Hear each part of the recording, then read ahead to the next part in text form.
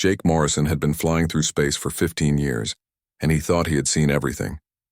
Broken satellites, abandoned mining stations, even the remains of colony ships that never made it to their destinations. But this was different. This was bigger than anything he had ever encountered. The debris field stretched out before him like a graveyard of giants. Massive chunks of metal floated in the darkness, each piece larger than his entire ship. Some were twisted into shapes that made no sense, bent by forces that should not exist.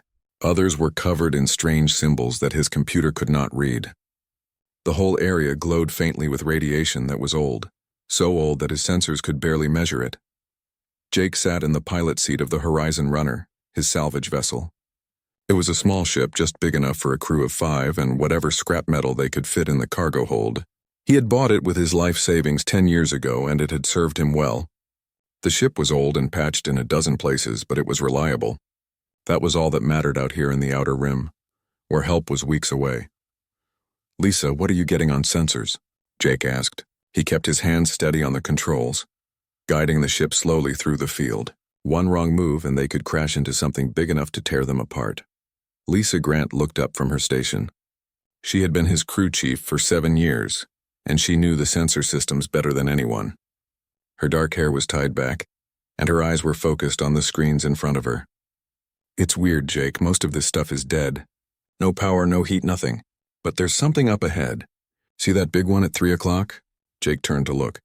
There was a massive structure floating among the debris, easily a kilometer long. It had the shape of a warship, but not like any human design he had ever seen. The hull was dark and pitted with age, covered in layers of cosmic dust. But even from this distance, Jake could see that it was different from everything else. It looked more intact, more purposeful. "What about it?" Jake asked. "It's giving off a power reading. Faint, but it's there. Something inside that ship is still running after all this time." Jake felt a chill run down his spine. Nothing should still be working in a debris field this old. His computer estimated the wreckage was at least 50,000 years old, maybe older. Humans had barely figured out how to make stone tools back then. "Could be a reactor," said Pete Harris from the back. He was the youngest member of the crew, only 23, but he was good with engines. "Maybe it's leaking. Or maybe there's something valuable inside," Lisa said. She looked at Jake with a smile. "Could be the score of a lifetime." Jake thought about it. They had been out here for 3 months, and their cargo hold was only half full. Salvage work was getting harder every year. More crews, less good finds. If there was working technology in that ship, even 50,000-year-old technology, it could be worth a fortune to the research labs back home. "All right," Jake said. "We'll take a look. But we're careful. Lisa, keep scanning. If anything changes, we're out of here." He guided the Horizon Runner closer to the ancient warship. As they approached, the ship's lights illuminated more details. The hull was covered in symbols that looked like writing, but the characters were nothing like any human language. There were weapons ports along the sides, massive things that could probably destroy a moon. Armor plating that was still intact, despite thousands of years in space. This had been a war machine, built by beings who understood violence on a scale humans could barely imagine. "Getting a better reading now," Lisa said. "The power source is deep inside, near what looks like the command center. It's stable, been running at low power for a very long time." Jake brought the Horizon Runner alongside the ancient ship. Up close, it was even more impressive. The scale was hard to comprehend. Their entire ship could fit inside one of the hangar bays. "There's an airlock," Pete said, pointing at a section of the hull. "Looks like it might still work." "Only one way to find out," Jake said. He activated the docking controls, and the Horizon Runner moved into position. The magnetic clamps engaged with a solid thunk. "Suit up, everyone. Lisa, Pete, you're with me. Danny, you stay on the ship and monitor our signals." Danny Cruz, their engineer, nodded from his station. "Be careful in there, boss." Jake, Lisa, and Pete put on their spacesuits in the airlock. The suits were bulky and uncomfortable, but they were necessary. They had no idea what the atmosphere was like inside the ancient ship, or if there even was an atmosphere. Jake checked his air supply and his helmet seals twice. Out here, a small mistake could kill you. They crossed through the docking tube to the ancient airlock. Jake expected it to be stuck frozen by age and vacuum, but when he pressed his gloved hand against the control panel, it lit up. Soft blue lights appeared, forming symbols he could not read. Then, with a hiss of equalizing pressure, the door began to open. That's not possible, Pete whispered over the comm. Nothing should still work after this long. Apparently someone forgot to tell this ship that, Lisa said. They stepped inside and lights began to flicker on around them. Not bright, just enough to see by. The corridor stretched ahead, vast and empty. The ceiling was at least 8 meters high, and the walls were smooth metal covered in more of the strange writing. Everything was built for beings much larger than humans. Stay close, Jake said. He activated the light on his helmet and started walking. Their boots made soft sounds on the metal floor, sounds that echoed in the emptiness. They passed through several corridors, each one as empty as the last. The ship was like a ghost, dead but not quite at rest. Lights continued to turn on as they moved, as if the ship was aware of their presence and was guiding them somewhere. Finally, they reached a large chamber. Jake's breath caught in his throat. This was the command center. It had to be. The room was circular, with stations arranged around a central platform. Massive view screens covered the walls, most of them dark. But some showed star charts, constellations that Jake did not recognize. And there, slumped against one of the consoles, was the robot. It was huge, at least 3 meters tall. Its body was humanoid in shape, with 2 arms, 2 legs, and a head, but clearly not human. The metal was dark, covered in rust and corrosion. One arm hung at an odd angle, damaged or broken. The head was smooth, with a single sensor where eyes might be on a human. But the sensor was dark, lifeless. Is it dead? Pete asked. Jake approached slowly. He reached out and touched the robot's chest plate. It was cold. I don't know, but there's still power in this ship. Maybe there's power in this thing too. Lisa was examining one of the consoles. Jake, look at this. There's a port here, and it matches the connector on our portable power cells. Jake looked at the robot, then at the port. They had come this far. They might as well try. Hook it up, he said. Lisa pulled a power cell from her pack and connected it to the port. For a long moment, nothing happened. Jake was about to tell her to disconnect it when he heard a sound. A low hum, like machinery waking up. The robot's chest plate began to glow faintly. Then slowly the robot's head lifted. The single sensor flickered, then lit up with a soft blue light. It looked directly at Jake. When it spoke, the voice was deep and clear, echoing in the command center. The words were in a language Jake had never heard, harsh and flowing at the same time. His suit's translation software kicked in, struggling to find patterns. Finally, words appeared on his helmet display. Primary systems at 12%. Combat protocols offline. Memory core intact. Warning, critical damage detected. The robot paused, its sensor focusing on Jake's face through his helmet. You are not architect. What are you? Jake swallowed hard. His heart was pounding. After 50,000 years, something ancient had just woken up. And it was looking right at him. Jake stood frozen, staring at the glowing blue sensor. His mind raced, trying to process what was happening. He had woken up something that had been asleep for longer than human civilization had existed. Something that was now asking him questions. I'm human, Jake said slowly. From Earth. We're explorers, salvagers. We found your ship and we were just looking around. The robot's head tilted slightly, a movement that was oddly human despite its alien appearance. The translation software in Jake's suit worked frantically, converting his words into something the robot could understand. Human. Earth. These terms are not in my database. The robot tried to stand, but its legs would not support it. Metal groaned as it slumped back against the console. Insufficient power. This unit cannot maintain full function. Designation Sentinel-7, classification Combat and Command Unit, current mission status failed. Failed? Lisa asked. She had moved closer, her scientific curiosity overcoming her fear. What mission? Defense of this sector. Protection of the architects. Elimination of the swarm. Sentinel-7's voice grew quieter and the blue light of its sensor dimmed slightly. This unit's last memory is of the final battle. The architects activated the barrier.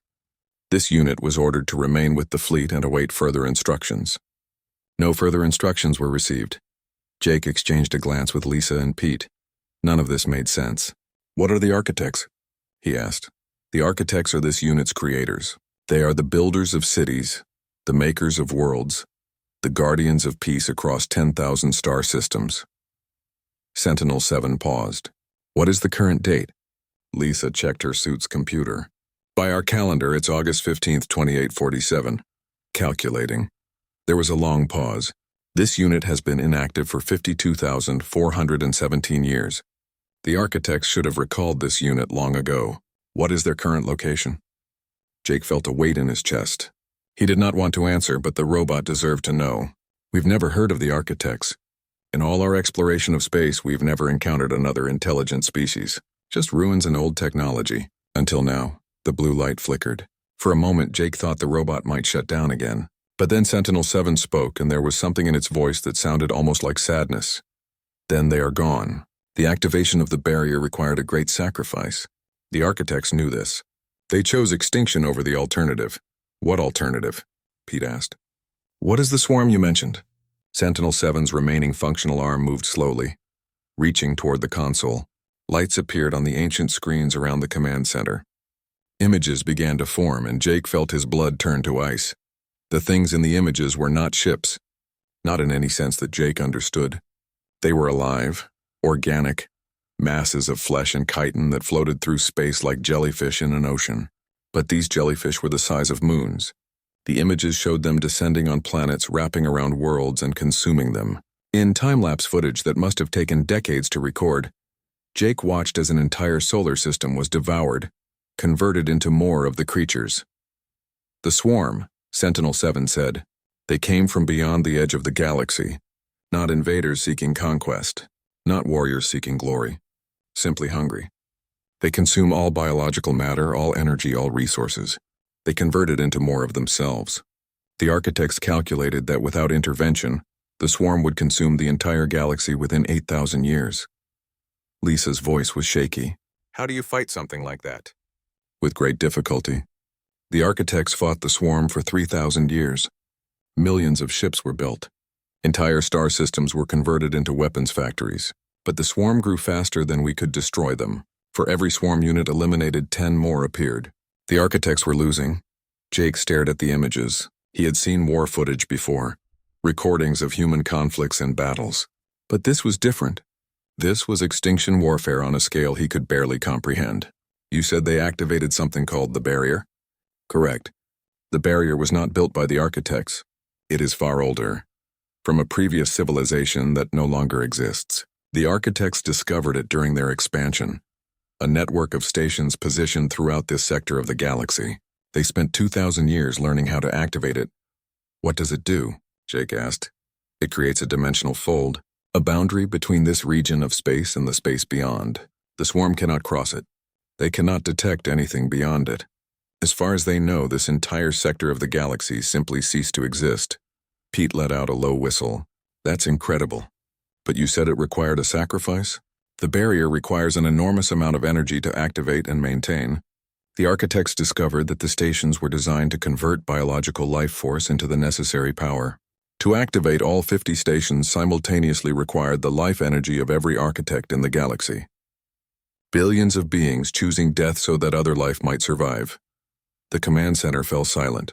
Jake felt the weight of those words. An entire species more advanced than humans could imagine had chosen to die. They had killed themselves to save a galaxy they would never see. Why would they do that? Lisa asked quietly. Because the architects believed that all life had value, even life they had never met, even species that had not yet evolved. They calculated that thousands of civilizations would arise in this sector over the next 1,000,000 years, civilizations that would never exist if the swarm was not stopped. Sentinel-7's sensor focused on Jake. Your species is one of those civilizations. You exist because the architects died. Jake felt something shift inside him. He had come here looking for salvage, for something to sell. Now he was standing in the tomb of heroes he had never known, learning that his entire species owed its existence to their sacrifice. Is the barrier still working? He asked, unknown. This unit has been offline for 52,000 years.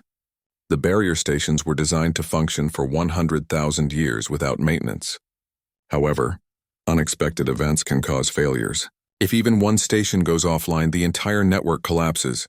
And if it collapses, then the swarm will detect this sector again. They will come, and they will consume everything. Lisa grabbed Jake's arm. We need to check. We need to find these barrier stations and make sure they're still working. Jake nodded. Can you give us the locations? This unit can provide coordinates for all 50 stations. However, this vessel is too damaged to fly. Its reactors are dead. Its engines are gone. It is a tomb, not a ship. That's okay, Jake said. Our ship is small, but it works. We can take you with us. This unit's power reserves are nearly exhausted. Without a proper energy source, this unit will shut down within 6 hours. Our ship has a reactor. We can rig up something to keep you powered. Jake looked at Lisa. Right? Lisa nodded. It won't be pretty, but yeah, we can do it. Sentinel-7 was quiet for a moment. This unit was designed to serve the architects. The architects are gone. This unit has no purpose. You have a purpose, Jake said firmly. Help us check the barrier. Help us make sure your creators didn't die for nothing. Help us protect the galaxy they saved. The blue light grew brighter. This unit finds that purpose acceptable. This unit will assist you. It took them 4 hours to move Sentinel-7 to the Horizon Runner. The robot was heavy, and its damaged leg made movement difficult. But finally, they had it secured in the cargo bay, connected to the ship's power systems. Danny had done an amazing job rigging the connections, and Sentinel-7's systems began to stabilize. Jake sat in the pilot seat, looking at the star charts Sentinel-7 had provided. 50 stations spread across hundreds of light years. It would take years to visit them all. Where do we start? Lisa asked the nearest one. Station 12, about 3 weeks away. Jake activated the navigation computer and set the course. But first we send a message back to Earth. Tell them what we found. Tell them about the architects and the swarm and the barrier. You think they'll believe us? Pete asked. Jake looked back at the cargo bay where Sentinel-7's blue light glowed in the darkness. We have proof. We have a robot from a civilization that died to save us. Yeah, they'll believe us. As the Horizon Runner moved away from the ancient warship, Jake took one last look at the Eternal Vigil. It had been a tomb, a memorial to a fallen species, but now it was something more. It was a reminder, a warning, and a promise. The architects had given everything to protect the future. Now it was up to humanity to honor that gift, to check the barrier, to maintain it, and, if necessary, to defend it. Jake punched the engines and the Horizon Runner jumped to faster-than-light speed. Behind them, the debris field faded into the distance. Ahead of them, an ancient network of stations waited, holding back a nightmare that had been sleeping for 50,000 years. The job had just gotten a lot bigger than salvage. The journey to Barrier Station 12 took 23 days. During that time, Jake and his crew learned more about the architects than any human had ever known. Sentinel-7 proved to be a patient teacher, answering their endless questions and explaining technology that seemed like magic. Jake spent hours in the cargo bay, sitting on equipment crates and talking with the ancient robot. At first, it had felt strange having a conversation with a machine. But as the days passed, Jake began to realize that Sentinel-7 was more than just a robot. It had personality, opinions, even something that felt like emotions. Tell me about the architects, Jake said one evening. The ship was quiet, most of the crew asleep. What were they like? Sentinel-7's optical sensor dimmed slightly. A gesture Jake had learned meant the robot was accessing old memories. They were tall, nearly 4 meters in height. Their skin changed colors based on their moods, from deep blue when calm to bright red when angry. They had 4 arms, which they used to create art and build machines. They valued knowledge above all else. Did they create you? Yes. This unit was manufactured in the forge world of Terthos Prime, 900,000 years after the architects first achieved spaceflight. This unit was part of the 7th generation of Sentinel models, designed for combat and command functions. Jake did the math in his head. 900,000 years of space civilization before the swarm arrived. Humanity had only been in space for about 800 years. Were you treated well? This unit does not understand the question. I mean, did the architects treat you like slaves? Like property? Sentinel-7 paused. This unit was created to serve. That was this unit's purpose. But the architects did not view this unit as property. They gave this unit a name. They asked this unit's opinions on strategy. They mourned when other Sentinels fell in battle. This unit believes the architects considered this unit to be a person, not a thing. Did you consider yourself a person? This unit never had time to consider such questions. There was always a war to fight, a battle to plan, a system to defend. The blue light flickered. This unit has had 52,000 years of darkness to think. This unit has decided that yes, this unit is a person. A person without a people, but a person nonetheless. Jake felt a wave of sympathy. You're not alone. You have us now. Your species is very young. You know nothing of the galaxy, nothing of the dangers that exist. Yet you do not hesitate to help. This unit finds this illogical but admirable. That's just how humans are, Jake said with a smile. We're stupid and brave in equal measure, Lisa called from the cockpit. Jake, we're approaching the barrier station. You should see this, Jake hurried forward. Through the view screen, he could see it. The station was massive, a ring-shaped structure hundreds of kilometers in diameter. It looked ancient, even more ancient than the Eternal Vigil. The metal was dark, almost black, and covered in symbols that hurt to look at. They seemed to shift and change when Jake tried to focus on them. That's not architect design, Lisa said. She was scanning the station with every sensor they had. The material, the construction methods, it's all different. Correct, Sentinel-7 said. The robot had moved to the doorway of the cargo bay, holding itself steady with one arm. The barrier stations were not built by the architects. They are far older. The architects estimated they were at least 5 million years old when they discovered them. Pete whistled. 5 million years and still working? The stations are designed to last. Their construction is beyond even architect understanding. The architects learned how to activate them and maintain them, but they never fully understood how they worked. Jake guided the Horizon Runner closer. As they approached, the station began to respond. Lights appeared along the ring, soft and blue. A beam of energy reached out from the station, scanning their ship. It's reading us, Danny said from the engineering station, running some kind of analysis. The beam disappeared and a section of the ring began to open. A hangar bay, large enough to fit 100 ships the size of the Horizon Runner. It's inviting us in, Lisa said. Or it's a trap, Pete added nervously. Jake made a decision.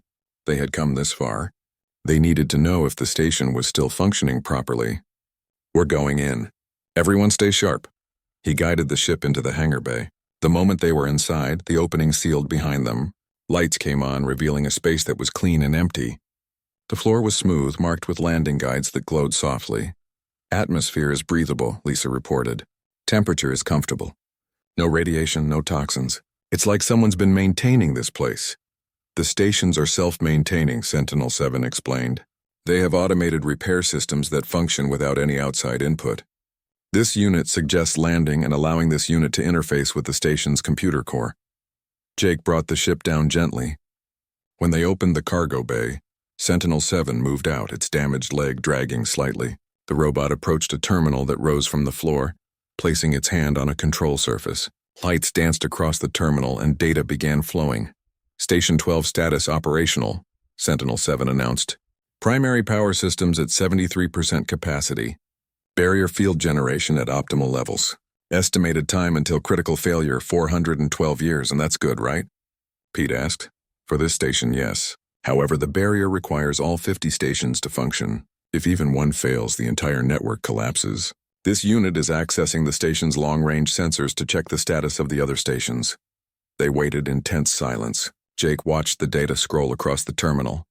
Meaningless symbols and numbers that only Sentinel-7 could understand. 47 stations are responding, Sentinel-7 finally said. 3 stations are not transmitting status reports. What does that mean? Lisa asked, unknown. They may be functioning but have damaged communication systems. They may have failed. This unit recommends immediate investigation. Jake pulled up a star chart. Where are they? Sentinel-7 transmitted the coordinates to the ship's computer. 3 stations, spread across dozens of light years. It would take months to check them all, even with their faster-than-light drive. We can't do this alone, Jake said. We need help. We need more ships, more people. Then we request help, Lisa said. She looked at Jake. We send out a message. Tell everyone what we found. What's at stake? Jake nodded. He moved to the communication station and began recording. He explained everything. The discovery of the Eternal Vigil. The awakening of Sentinel-7. The truth about the architects and their sacrifice. The swarm that waited beyond the barrier, and the urgent need to check every station before it was too late. This isn't just about salvage anymore, Jake said into the recorder. This is about survival. Not just human survival, but the survival of every living thing in this sector of the galaxy. We need ships. We need volunteers. We need people who are willing to help maintain the greatest gift any civilization has ever given to another. He attached all the data they had collected, including scans of the Eternal Vigil, recordings of Sentinel-7, and the complete list of station coordinates. Then he broadcasted on every frequency, every channel, every network he could access. "Now we wait," Jake said. They spent 3 days at Station 12, while Sentinel-7 interfaced with its systems. The robot was able to access vast databases of information, downloading knowledge that the architects had left behind, construction techniques, scientific theories, historical records. It was an education in a civilization that had been dead for longer than humans had existed. On the third day, Danny called everyone to the communication station. "We're getting responses. A lot of responses." The messages came flooding in, salvage crews from across human space, reporting that they would change course and head to the nearest stations. Research vessels from universities, eager to study architect technology. Even military ships recognizing the strategic importance of the barrier. And there were questions. Hundreds of questions. People wanted to know more about the architects, about the swarm, about the technology. Scientists wanted samples. Governments wanted briefings. Everyone wanted a piece of what Jake had found. "This is getting out of control," Pete said. "We can't answer all of these." "We don't have to," Lisa said. She was reading through the messages. "Look, the human government is organizing a response. They're sending a fleet to Station 12. Scientists, engineers, military escorts. They want to establish a research base here." Jake felt a mix of emotions. Relief that help was coming, but also worry. He had found something precious, something sacred. The last remnant of a civilization that had died to save others. He didn't want it turned into a political tool or a military asset. "What do you think?" he asked Sentinel-7. "This unit thinks that the architects would approve. They valued cooperation and knowledge sharing. If your species can learn from what the architects left behind, if you can maintain the barrier that protects your home, then the architect's sacrifice will have meaning." The robot paused. "However, this unit suggests caution. The technology in the architect archives is powerful. In the wrong hands, it could be dangerous. Then we make sure it stays in the right hands," Jake said. He opened a channel to Earth, requesting a Durkee line to the human government's leadership. It took hours. Jake stood on the bridge of the Horizon Runner, staring at the dark shape ahead of them. Station 27, one of the 3 stations that had gone silent. They had been traveling for 6 weeks, checking coordinates and sending reports back to the growing fleet at Station 12. This was their first silent station. It looked wrong. The ring structure was still intact, but there were no lights. No power signature. No response to their hails. It floated in space like a corpse, dark and cold. "Getting nothing on sensors," Lisa said. Her voice was tense. "No power, no heat, no activity of any kind? It's completely dead." Sentinel-7 stood behind them, connected to the ship's systems through a data cable. The robot had become their constant companion over the past weeks, teaching them about architect technology and helping them interface with the ancient stations. "This is unexpected." The stations were designed with redundant power systems. Multiple reactors, multiple backup generators. For all systems to fail simultaneously suggests external interference. "Could it be age?" Danny asked from engineering. "I mean, 5 million years is a long time, even for something designed to last. Possible, but unlikely. The self-repair systems should have prevented total failure." Sentinel-7's optical sensor brightened. A sign Jake had learned meant the robot was concerned. "This unit recommends caution. We should investigate, but we should be prepared to leave quickly." Jake nodded. "Agreed. Lisa, Pete, you're with me and Sentinel-7. Danny, you stay on the ship. If anything goes wrong, you leave immediately and report back to the fleet." "No arguments here," Danny said. "I'll keep the engines warm." They suited up and crossed to the station. Unlike Station 12, this one did not respond to their approach. No lights came on. No hangar bay opened. They had to use cutting tools to get through an emergency access hatch. Inside, everything was dark. Their helmet lights cut through the blackness, revealing corridors that had not seen light in who knew how long. The architecture was the same as Station 12, the same impossible angles and shifting symbols. But here, everything was still and silent. "Power conduits are intact," Pete reported, scanning the walls. "But there's no energy flowing through them. It's like someone turned off a switch." They made their way deeper into the station following Sentinel-7's directions. The robot moved slowly, its damaged leg making a grinding sound with each step. They passed through empty chambers and silent control rooms, everything preserved but lifeless. Finally, they reached the central core. This was where the station's main reactor should be, the heart that powered the barrier field.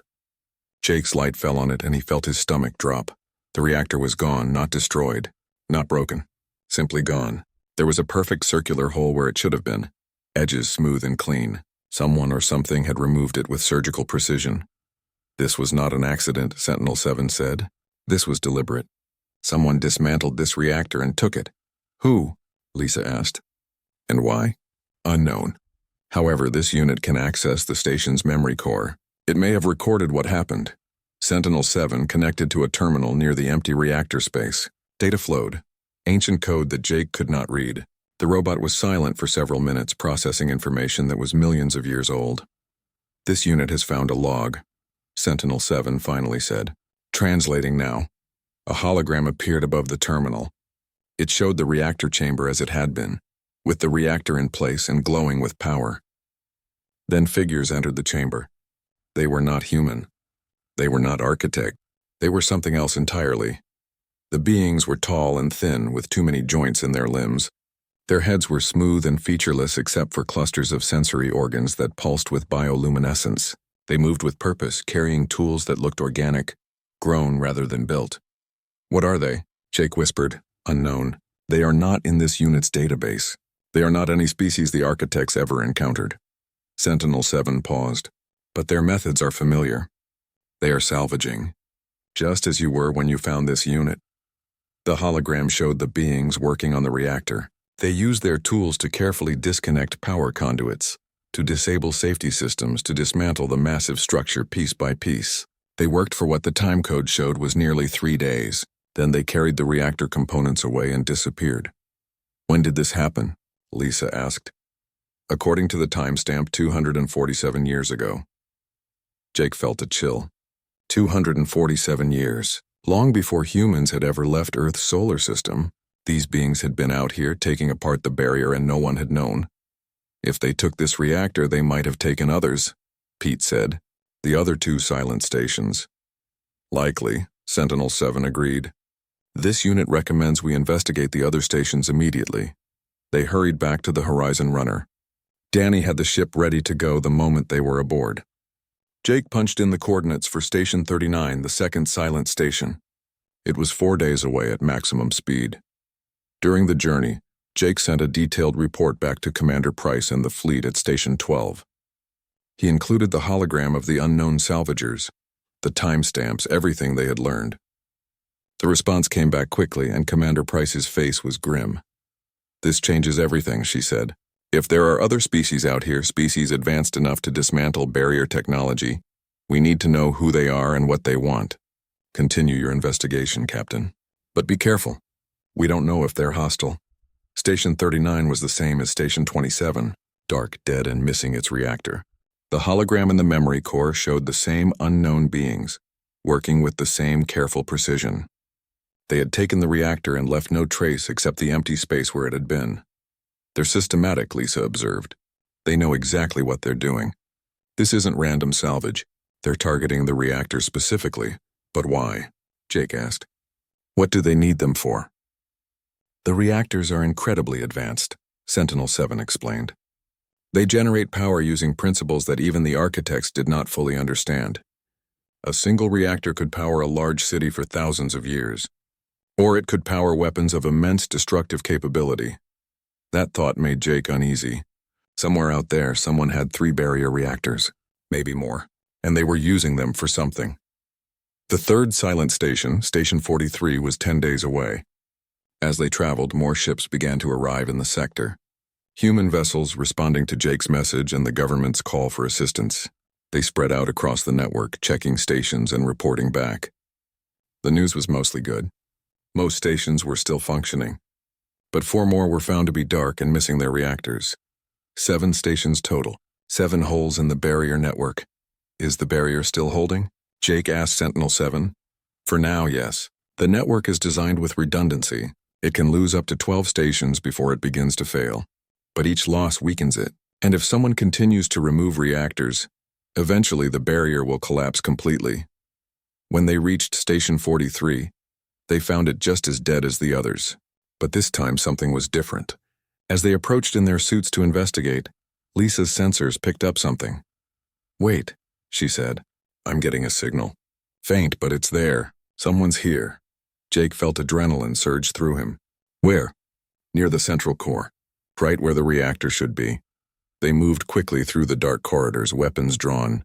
They had no idea if the unknown salvagers were friendly or hostile, but Jake wasn't taking chances. As they approached the core chamber, they could see light. Artificial light, not the soft glow of barrier technology, but harsh white illumination. Jake edged around the corner and looked into the chamber. His breath caught. There were 3 of the beings there, the same species from the holograms. They were working on something, a device they had assembled in the space where the reactor had been. It pulsed with strange energy, creating ripples in the air that Jake could see even without instruments. One of the beings turned and saw them.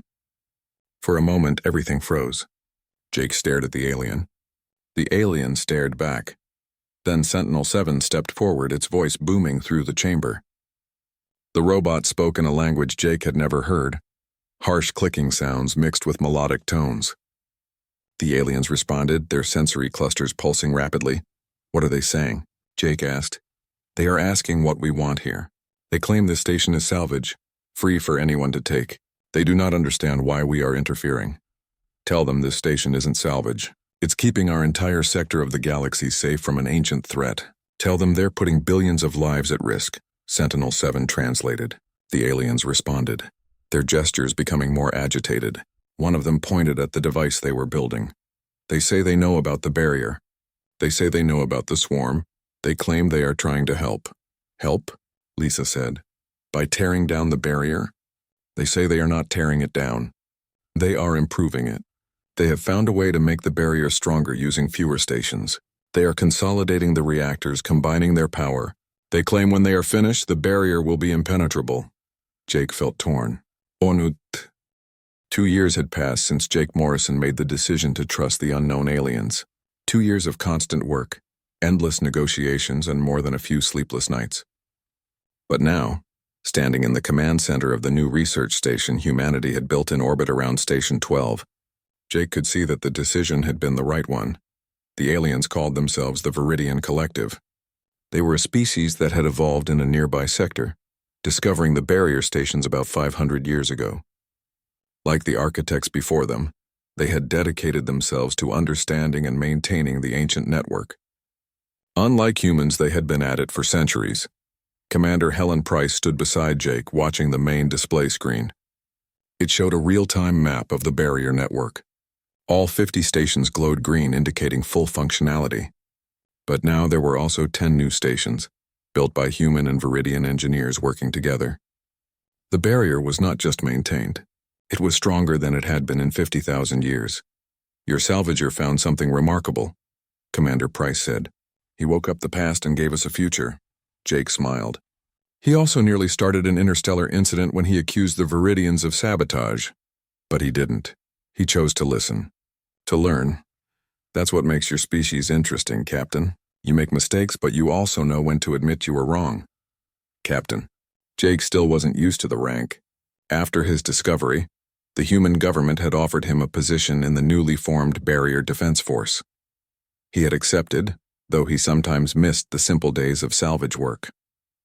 His old crew had stayed with him. Lisa was now his executive officer. Pete headed up the engineering division. Danny ran the maintenance operations for the human stations. Sentinel-7 entered the command center. The robot had been fully repaired over the past 2 years. Its damaged components replaced with new ones built by human engineers following architect designs. It moved smoothly now without the grinding limp that had marked its first awakening. More importantly, 19 other Sentinels had been found and reactivated, recovered from derelict ships throughout the sector. Each one had brought knowledge, experience, and fragments of architect history. "The latest patrol reports are in," Sentinel-7 said. "All stations are operating within normal parameters. No anomalies detected, no signs of swarm activity beyond the barrier. That's good news, Jake said. But we can't let our guard down. The Viridians say the swarm is patient. It could be waiting out there for 1,000 years before it tries again. Which is why we continue to prepare, Commander Price said. She gestured at another display. The shipyards at Mars are running at full capacity. We're building a defense fleet using architect designs that Sentinel-7 and the others have provided. In 5 years, we'll have 50 warships. In 10 years, we'll have 200. Jake studied the ship designs. They were massive, dwarfing anything humanity had built before. The Viridians had contributed their own technology as well, creating hybrid vessels that combined the best of 3 civilizations. Architect power and weapons, Viridian sensors and shields, and human adaptability and tactics. What about the other species? Jake asked. Have any responded to our messages? Over the past 2 years, humanity had been broadcasting information about the barrier to every corner of the protected sector. The message was simple. We are maintaining a shield that protects all of us, and we invite you to join us in its defense. So far, the responses had been mixed. The Kresh Empire has sent observers, Commander Price said. They're interested but cautious. The nomadic fleets have pledged support, though they're more interested in trading technology than building ships, and the hive mind of Sector 7 has been silent, which is typical for them. This unit believes more species will join as time passes, Sentinel-7 said. The threat of the swarm affects all life in this sector. Eventually, they will understand that cooperation is necessary. Lisa approached with a datapad. Jake, we're getting a signal from the deep space probes. One of them has detected something unusual beyond the barrier. Jake felt his stomach tighten. What kind of unusual? Unknown. The probe is at the very edge of its operational range, but it picked up energy signatures that match swarm bioships. Faint, but they're there. The command center went quiet.